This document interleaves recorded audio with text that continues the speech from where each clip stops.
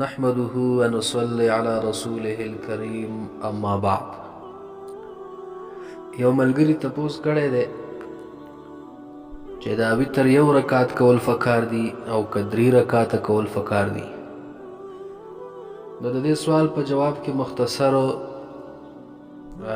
دا درس کولی شي او په دې کې یو څو خبرې هغه قابل غور دي په طریقې د اختصار سره. نو اوله خبره په دې کې دا یاد لرل پکار دي چې بعضې روایتو کې د وتر متعلق داسې راغلي دي چې نبی علیه صلات وسلام به 2 رکعاته کول او بیا به په اخره کې چې کوم دی ورپسې یو رکعت وکړو. نو داسې ته خلک فهم کړي چې ګویا کې وتر یو رکعت دی. آیا چېرته راوي ته نبی علیه صلات وسلام ویل یو صحابي ته چې کله د شپې لمونځ کې او تا سره دا یاره شي چې سهار د باندې راوخېږي نو یو رکعت ورسره ټچ کا دا به ستا دپاره وتر شي. یا نورو روایتو کې راځي چې نبی علیه صلات وسلام دغه یو تخیر او اختیار مونږ ته راکړی که څوک غواړي 9 رکعته وتر دې وکړي، که څوک غواړي ور 15 رکعته دې وکړي، که څوک غواړي 3 رکعته دې وکړي. نو د هغې د دې خبرو خیال ساتل پکار دي چې دا قسمه کوم روایت راغلی دي. علما کرامو د دې څه قسمه محمل بیان کړی دی، خصوصا علامه طحاوي رحمه الله چې دا یو لوی محدث دی، فقیه دی، مجتهد دی، یو حنفي عالم دی او ډېر بهترین کتاب یې لیکلی شرح معاني الاثار، ډېر بهتر کتاب یې کړی دی. نو هر چې دا یو رکعت وتر راغلی د نبی علیه صلات وسلام نه چې یو رکعت وکړه دا به ستا دپاره وتر شي.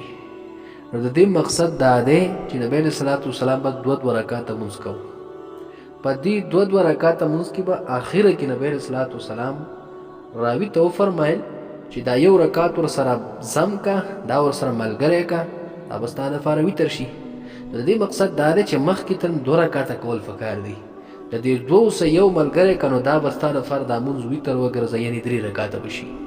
نو د دې مقصد دا دی چې یوازې یو رکعت نه بلکې مخکې نه دې 2 رکعته بیا په دې 2 رکعتو پسې متصل یو رکعت کول پکار دی، نو دا به 3 رکعته شي. نو د دغه روایت چې کوم راغلی چې یو رکعت وتر ته نه ثابتېږي د هغې مقصد دا دی چې دا د مخکې 2 رکعتو سره متصل کول پکار دي.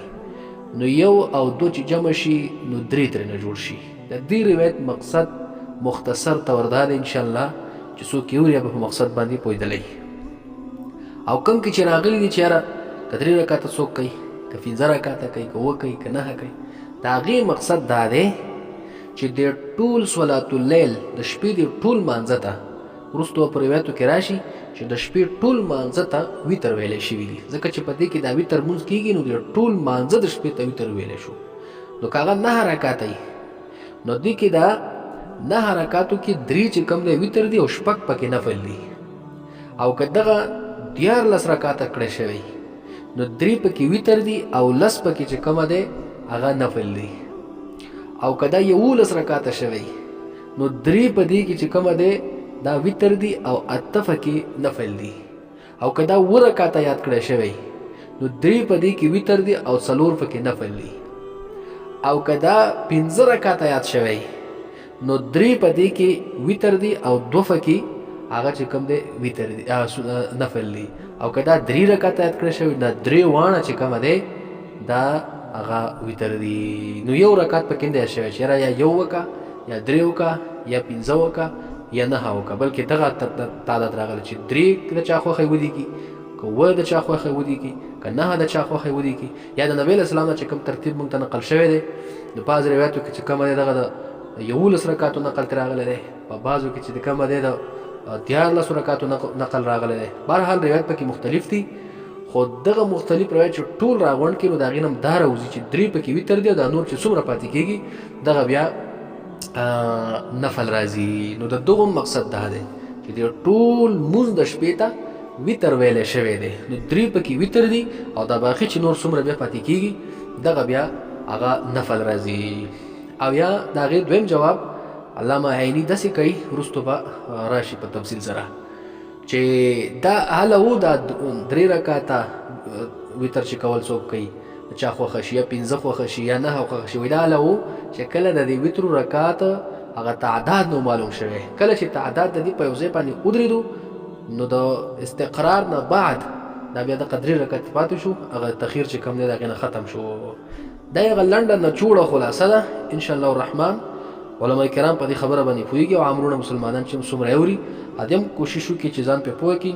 وتر 3 رکعته دي، کم کې چې یو رکعت ذکر راغلی دی هغې نه مراد دا دی چې 2 به ترې مخکې کېږي نو 3 شو. کم کې چې دا تخیر راغلی چې څوک 3 کوي که 5 کوي او که 9 کوي که 7 کوي، د هغې مقصد مې تام ذکر کړه چې 3 پکې وتر دی او د باقي ته بیا هغه نفل دی.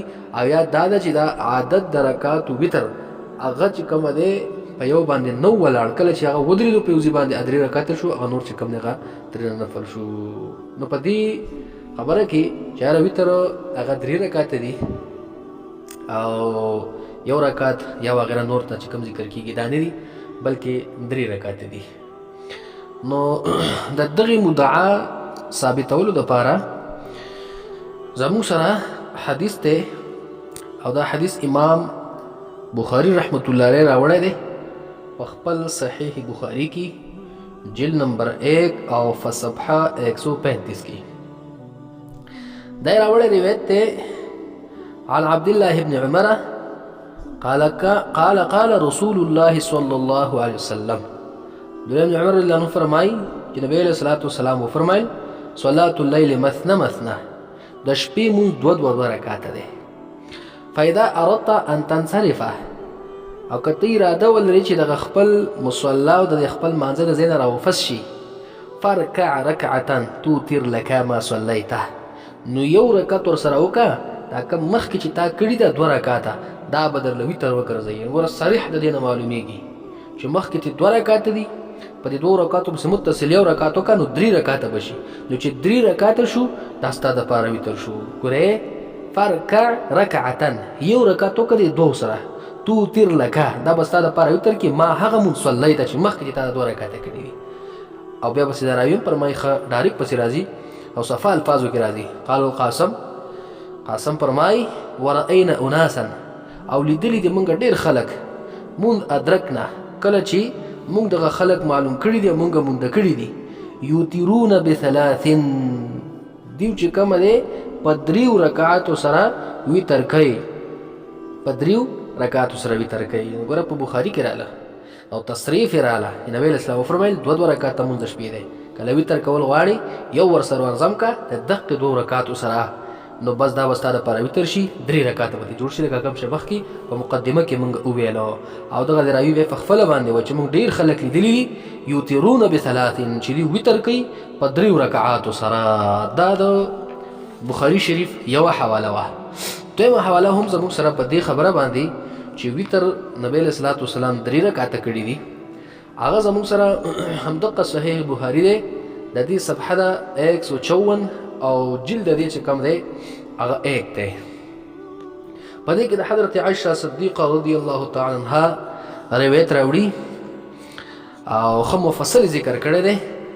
هغه سند زه د کمبود د وخت نه چې کوم دی تر کومه اختصار د وجې نه بیا کلیف اوږدېږي خلک یې اورېدی نه شي. عن ابي سلمة بن عبد الرحمن انه اخبره انه سأل عائشه رضي الله تعالى عنها. ده فرمایي چې حضرت عائشه صدیقه رضی الله عنها تفوس وکړو كيف كانت صلاه رسول الله صلى الله عليه وسلم في رمضان، د نبی علیه الصلاة والسلام مبارک مونځ په رمضان شریف کې څنګه و.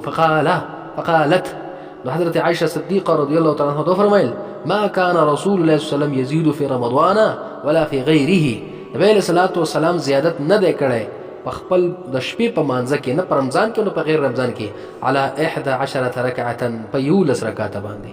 ګوره نبی علیه الصلاة والسلام د شپې 11 رکعاته مونځ کړي په رمضان او په غیر رمضان کې کړي دي. نو څنګه یې کړی دی؟ یصلي 4 اول به 4 رکعاته کول.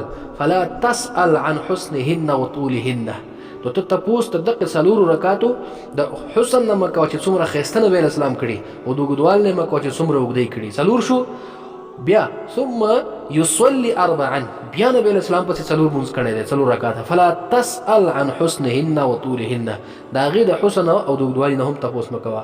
نو 4 او 4 8 رکعاته شو. ثم يصلي 3 بیا نبی علیہ الصلاة والسلام پسې 3 رکعاته مونځ کړی دی 3 رکعاته مونځ کړی دی. دا 3 رکعاته څه شی دي؟ دا ورستو چې کوم دی د دقه حضرت عائشه صدیقه رضی الله تعالی عنها نه ثابت کو د نورو کتابونو په حواله باندې چې دا دقه نبی له صلوات والسلام ویترو چې په اول رکعت کې به کم سورۃ لستو، په دویم کې به کم لستو، په دریم کې به کم لستو، او دا به تم ثابت کو چې دا 3 رکعات وتر نبی له صلوات والسلام د حضرت عائشه صدیقه رضی الله تعالی عنها فرمایي چې په دې 3 رکعاتو کې نبی له صلوات والسلام سلام نه دی ګرځولې، دی چې کم دی هم دقه سي په یو سلام سره کړی دي.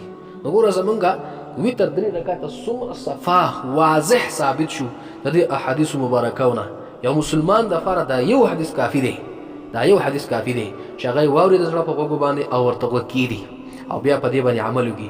حضرت عائشه صدیقه رضی الله تعالی عنها مونږ ته نقل د نبی صلی الله علیه وسلم د منځو کو د یو رکعاتو په کې طریقو خو چې اولی سلور کړي، به سلور کړي، به پسې درې کړي، د قدرې ویترو په نور روایت باندې برازي سلام پکې نبی صلی الله علیه وسلم یو ګرځولې نه، په منځ کې سلام نه دی ګرځولې، او په اول رکعت کې کم قرات کړي، په دویم کې کم کړي، په دریم کې کم کړي، ورستو روان دي د دقه حضرت عائشه صدیقه رضی الله تعالی عنها په حواله باندې. دا صحیح بخاری.